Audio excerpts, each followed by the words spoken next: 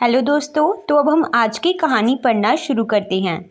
अरे कितनी बार कहें आपसे कि चिंकी और गोलू को कहीं भी साथ ले जाने की ज़रूरत नहीं है आपको। अरे बच्चों को मंदिर ही तो ले गए थे, इसमें क्या दिक्कत होगी तुम्हें? दिक्कत है, इसीलिए तो कह रहे हैं आपसे।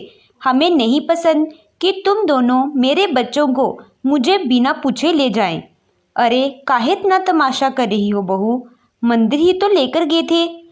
आपको बच्चों के साथ मेरे सामने खेलना होगा, लेकिन हमसे बिना पूछे हमारे बच्चों को कहीं भी ले जाने की कोशिश ना कीजिएगा, समझे आप?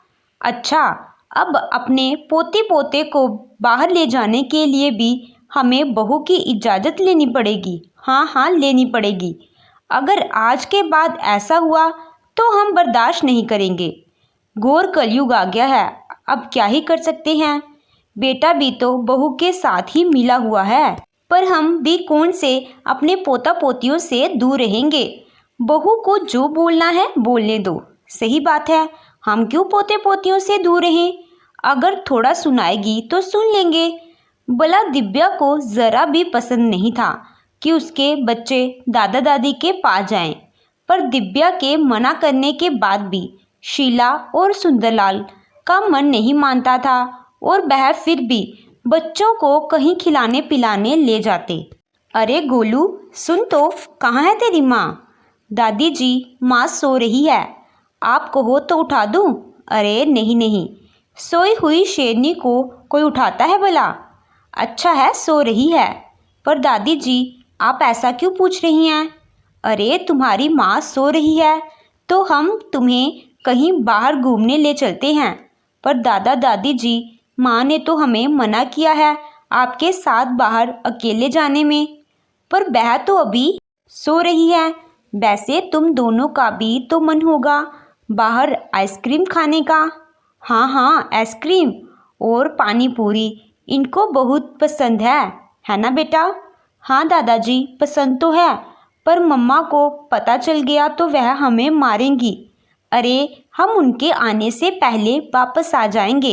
चलो चलो, अभी देर मत करो। शीला और सुंदरलाल बच्चों को बाहर ले जाते हैं और उन्हें खूब घुमाते फिराते हैं।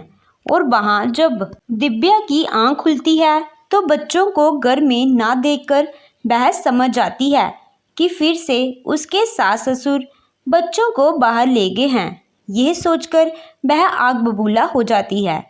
जब वह बाहर से आ रहे होते हैं तो हम आपको कितनी बार कहे हैं कि हमारे बच्चों को बाहर ले जाने की ज़रूरत नहीं है, आपको बात समझ क्यों नहीं आती? अरे बच्चों का बहुत मन था, और क्या हो गया अगर हम उन्हें ले गए तो? देख बहू, हम उनके दादा दादी हैं, हमें बच्चों को दूर रखकर तुम्हें क्या मिल जाएगा? अरे हमें नहीं पसंद आप इन्हें कहीं भी लेकर जाएं। तभी वहाँ पर पड़ोस की कुछ औरतें आ जाती हैं और कहती हैं, अरे इतना क्यों चिल्ला रही हो बहू? दादा दादी तो पोता पोतियों को लाड़ प्यार करेंगे ही ना, इसमें भी तुम्हें दिक्कत हो रही है। हमारे भी पोते हैं, हम भी उनसे लाड़ प्यार करते हैं, हम भी उन्हें बाहर ले जाते हैं। हमारी बहू तो हमें कुछ नहीं कहती, पर आप मेरी सास ससुर जैसे तो नहीं होंगे ना, इसीलिए आपकी बहू आपको कुछ नहीं कहती।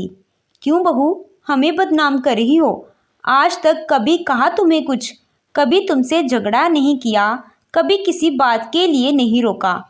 हाँ बहू, क्यों उन्हें बदनाम कर रही हो? तभी पास में खड़ी शीला जी बोली, अरे जाने दे जानकी, इसे कोई फर्क नहीं पड़ने वाला। पता नहीं किस बात का घमंड है इसे। अपने बच्चों को अपने दादा दादी को भी नहीं देना चाहती। हमें किसी को कुछ भी सफाई देने की ज़रूरत नहीं है। मैं कह देती हूँ आपसे, आपको खेलना है तो मेरी आंखों के सामने खेलिए, हम कुछ नहीं कहेंगे।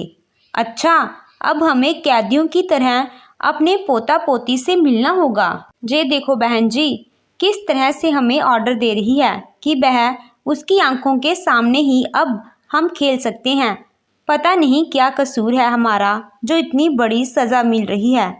चुप हो जाइए भाई साहब, आप क्या ही कर सकते हैं, ऐसी बहू का जाने दीजिए। हाँ, अगर ज़्यादा कुछ किया तो ये हमें पोते पोतियों से मिलने भी नहीं देगी। ठीक है, अब हम बूढ़े बूढ़ी और कर भी क्या सकते हैं, इसके किए की सज़ा ज़रूर मिलेगी, देखना तुम। यह कहकर जानकी बहन, अब आप जाइए, थोड़ा आराम कर लीजिए। ठीक है कहकर जानकी वहाँ से चली गई। पूरा मोहल्ला दिव्या के व्यवहार को जानता था कि वह कैसे अपने बच्चों को दादा दादी के साथ मिलने नहीं देती, पर अब पड़ोसी भी क्या कर सकते थे। यह उनके घर का मामला जो था। दिव्या अपने बच्चों पर हमेशा पूरी नज़र रखती थी कि वह दादा दादी के ज़्यादा करीब ना जाए। माँ, हम आ गए स्कूल से। अच्छा, तुम दोनों आ गए, ठीक है, तुम दोनों हाथ मुंह धो लो, मैं तुम दोनों के लिए खाना लगा देती हूँ। ठीक है माँ। तभी पास में खड़ी शीला जी बोली, चीकू ये देखो, मैंने तुम लोगों के लिए हलवा बनाया है, तुम लोगों को पसंद है ना? अरे वाह, हलवा, ये तो हमें बहुत पसंद है। दादी बोली, तो आज पेट भर के खाना। दादी जी, आज तो सच में बहुत मज़ा आ जाएगा। यही लो, और भी चाहिए तो मैं और भी बना दूंगी। कोई ज़रूरत नहीं है ये सब खाने की, चुपचाप मैंने जो बनाया है वह खाओ। अरे ऐसा क्यों कर रही है बहू, खाने देना बच्चों को। हाँ माँ, खाने दो ना, हमने भी यही खाना है। अरे खाने का मन है बहू, खाने दे बेटा इनको। हाँ माँ, मैं यही खाऊंगी। मैंने कहा ना, कोई ज़रूरत नहीं है ये सब खाने की। मैंने तुम लोगों के लिए रोटी सब्जी बनाई है, वह खा लो। और मैंने इतने प्यार से बनाया बच्चों के लिए, क्यों खाने नहीं दे रही है उनको? अरे मैंने कहा ना, रोटी सब्जी बनाई है वही खाएंगे। और आपको क्या ज़रूरत थी ये सब बनाने की? क्योंकि वह उनकी दादी हैं। तभी आती हुई कविता ने कहा, कविता, अच्छा हुआ तू आ गई, देखना ये किस तरह से हमारे साथ व्यवहार करती है। दिव्या, क्यों कर रही है तुम यह सब? तुम्हें दिखाई नहीं देता माँ पापा का बच्चों के प्रति प्यार? देखिए दीदी, आप हमारे घर के मामले में ना ही पड़े तो बेहतर होगा। नहीं पड़ती, अगर यह मम्मी पापा का मामला नहीं होता। मैं नहीं देख सकती तुम्हारा उन लोगों के साथ इतना कठोर व्यवहार। अच्छा, तो पहले मैं आपको कुछ बताना चाहती हूँ। पहले वह सुन लीजिए, फिर आपको जो भी कहना है कह लीजिएगा। बताओ, पहले आप मेरे साथ कमरे में चलिए। इसके बाद दिव्या कविता को अपने कमरे में ले जाती है। कविता मन ही मन सोच रही थी कि ऐसी कौन सी बात है जो दिव्या उससे कहना चाहती थी, लेकिन उसने मन ही मन सोच लिया था कि अब वह चाहे जो भी हो, इस बार वह दिव्या को सबक सिखाकर ही रहेगी। बोलिए, अब तो मैं तुम्हारे कमरे में भी आ गई। अभी मैं आपसे जो कहने जा रही हूँ ना, उसे गौर से सुनिएगा। हाँ बताओ, क्या बात है? आप तो जानती हैं किसी भी औरत के लिए माँ बनना कितने सौभाग्य की बात है। गोलू और चीकू के बाद मेरी ज़िंदगी खुशियों से भर गई थी। जब मैं उनकी मुस्कान देख मैं खुश हो जाती थी, जब वह मुझे माँ पुकारते मेरा दिल खुश हो जाता था। लेकिन धीरे धीरे पता नहीं क्यों वह मुझसे दूर होते जा रहे थे। गोलू, चिंकू, चलो अपने कमरे में सोने, बहुत देर हो गई। नहीं मम्मी, हम नहीं आ रहे हैं, हम यहीं दादी जी के साथ सोएंगे। लेकिन तुम दोनों को मेरे बिना नींद नहीं आती ना? नहीं माँ, अब हम तुम्हारे साथ नहीं सोएंगे। आप तो हमें कहानी भी नहीं सुनाती हो, खराटे भी बहुत मारती हो।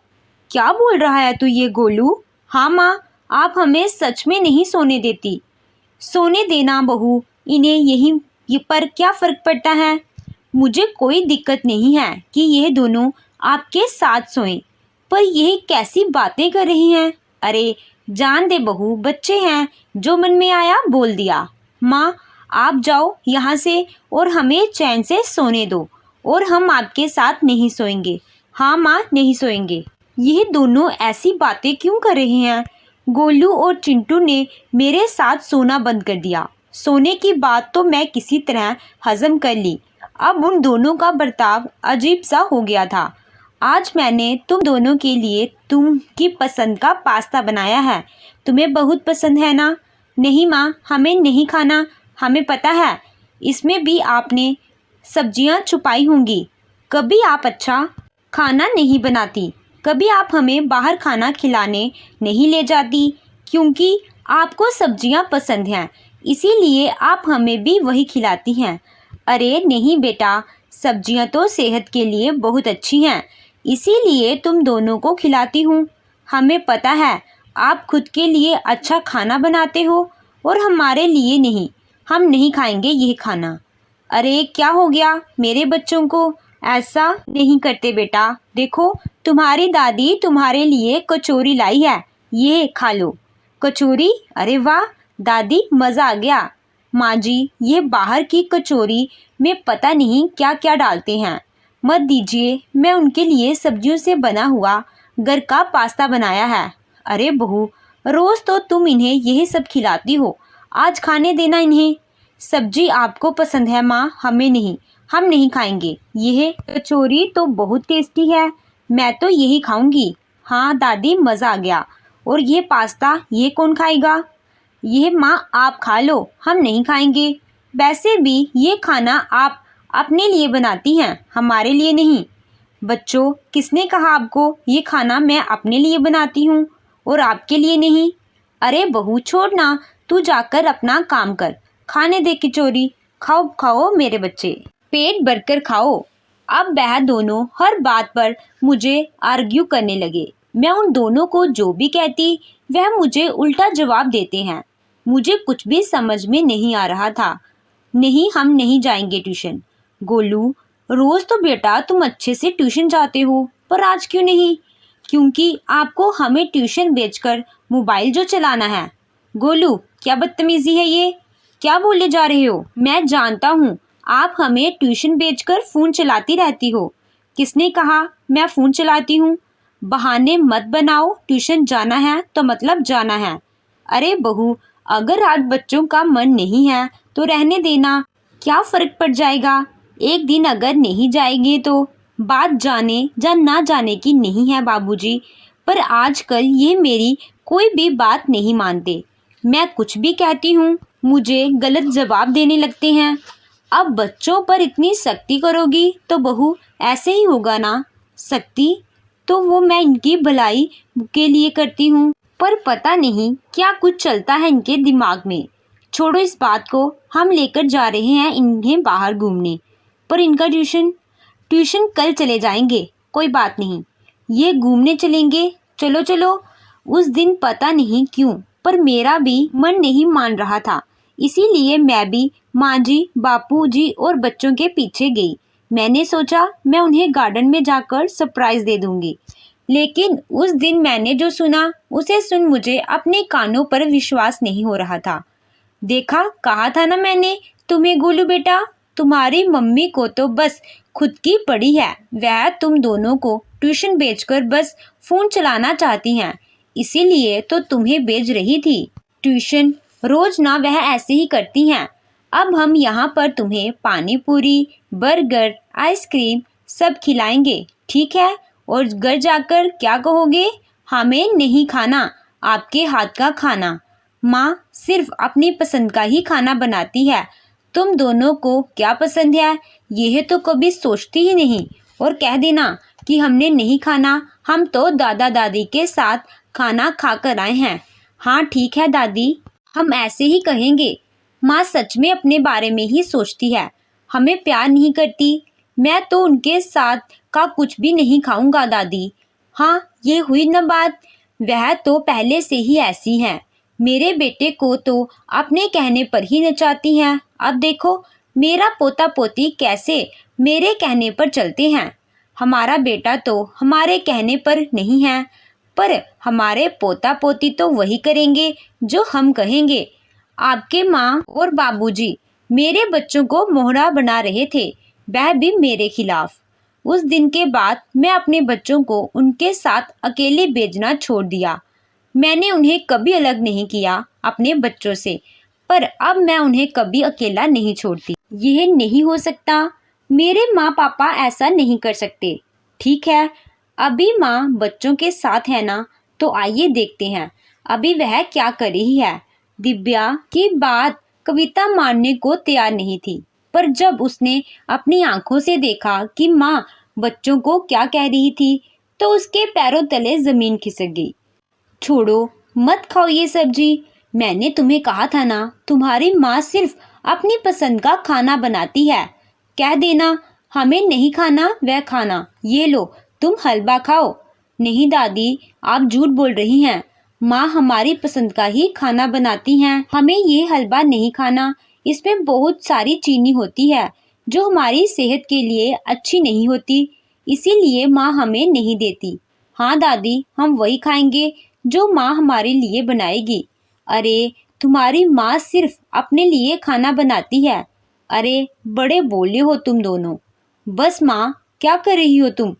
मैं तो बस बच्चों को मैं तो सोच रही थी कि दिव्या गलत कर रही है, पर आज यह सच्चाई देखकर पता चल गया कि वह तो सही कह रही है। सच वह नहीं होता जो दिखता है। कविता, तुम मेरी बेटी होकर मेरे खिलाफ जा रही है, तो आप जो उन्हीं के बच्चों को उनके खिलाफ कर रही हो वह सही है क्या? कविता, एक सवाल शीला के मन को झंझोर कर गया। उसके बाद उसकी आंखें बस नीचे झुकी हुई थी।